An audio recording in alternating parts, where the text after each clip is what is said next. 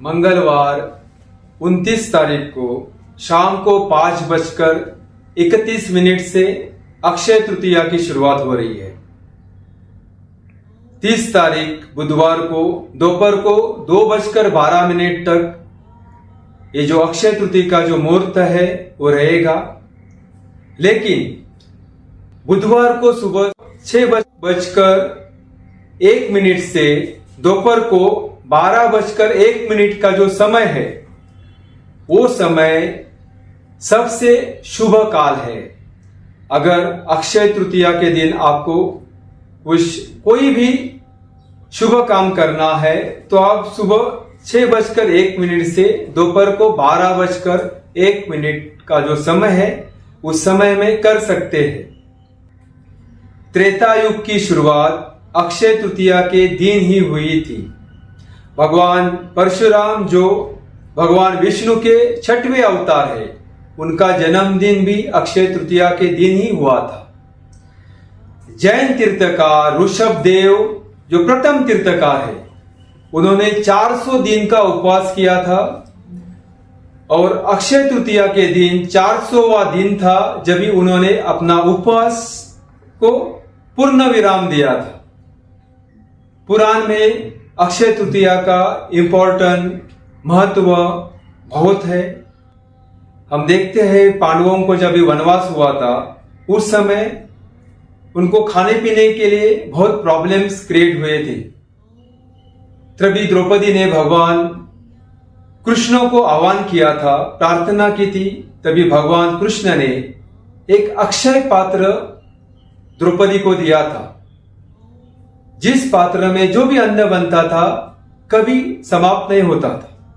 तो पांडवों का जो वनवास काल है वो भी इसी अक्षय तृतीया के दिन प्राप्त हुए अक्षय पात्र से सुखद हुआ था।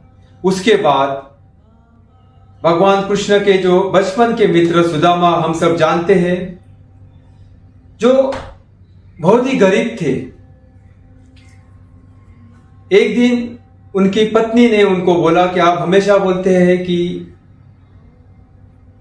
कृष्ण जी आपके सखा है, तो क्यों ना उनके पास चले जाते।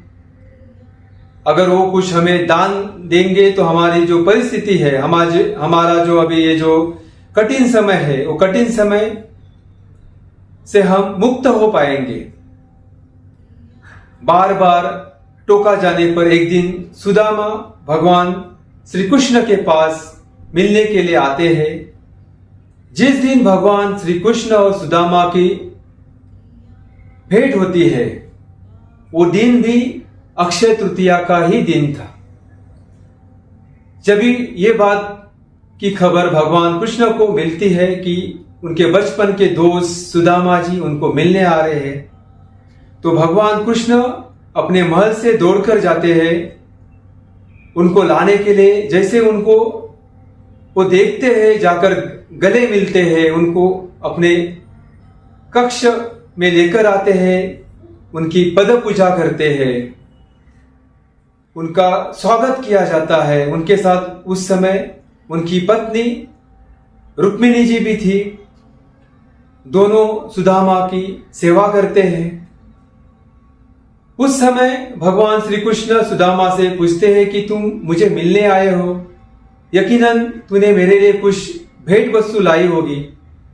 भगवान तो त्रिकाल ज्ञानी थे, लेकिन तभी भी वो नाटक करते हैं। लेकिन ये सब राजपाट देखकर जो सुदामा थे उनको शर्म लगती है, क्योंकि वो अपने साथ सूखा पोहा लाए थे।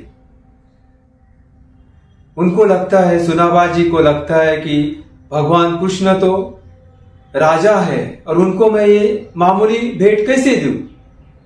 लेकिन बार बार विनती करने के बाद सुदामा अपने थैली से वो जो कुछ पोहे लाए थे वो पोहे कृष्ण को भेंट देते हैं। उस पोहा को देखकर भगवान कृष्ण खुश हो जाते हैं। वो एक मुट्ठी पोहा उठाकर खा लेते हैं। जैसे एक मुट्ठी पोहा खत्म होता है, दूसरी मुट्ठी वापस उठाते हैं, वो भी खाते हैं। अब बची हुई तीसरी जो मुट्ठी है, जैसे वो उठाते हैं उसी समय रुक्मिणी जी उसका हाथ पकड़ लेती है और भगवान कृष्ण को बोलती है कि सारे पोहे आप ही खाओगे तो हम क्या खाएंगे, हमारे लिए भी रख लेना। तो भगवान कृष्ण हंसते हुए वो जो एक मुट्ठी लाश का जो मुट्ठी में पोहा था वो वही रख देते हैं।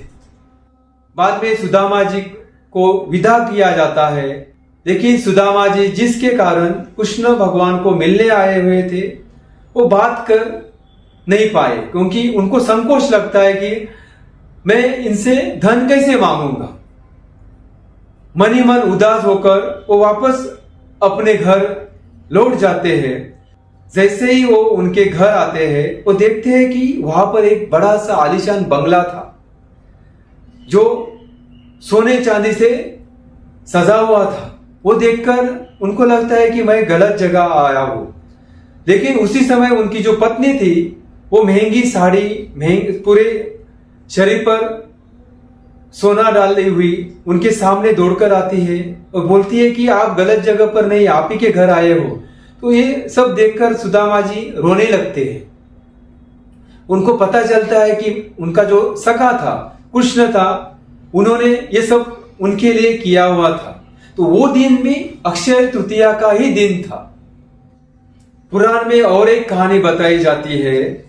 अक्षय तृतीया के दिन ही महर्षि व्यास जी ने श्री गणेश जी को साथ में लेकर महाभारत ग्रंथ की रचना को शुरुआत किया था।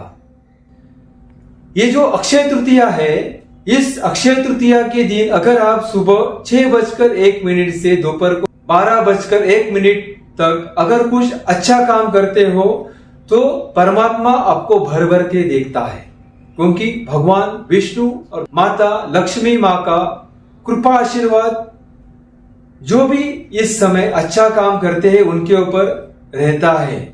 इसलिए ये 30 तारीख को सुबह 6:01 से 12:01 तक का जो समय है, उस समय में आप अच्छे से अच्छे काम करने की कोशिश कीजिए, दान कीजिए, गरीबों को खाना दीजिए और उस दिन आपके घर में सात्विक भोजन कीजिए।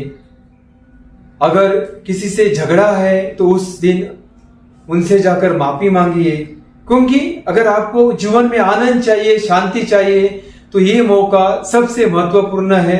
उस मौके का फायदा उठाइए। सबका मंगल हो। शुभम भवतु।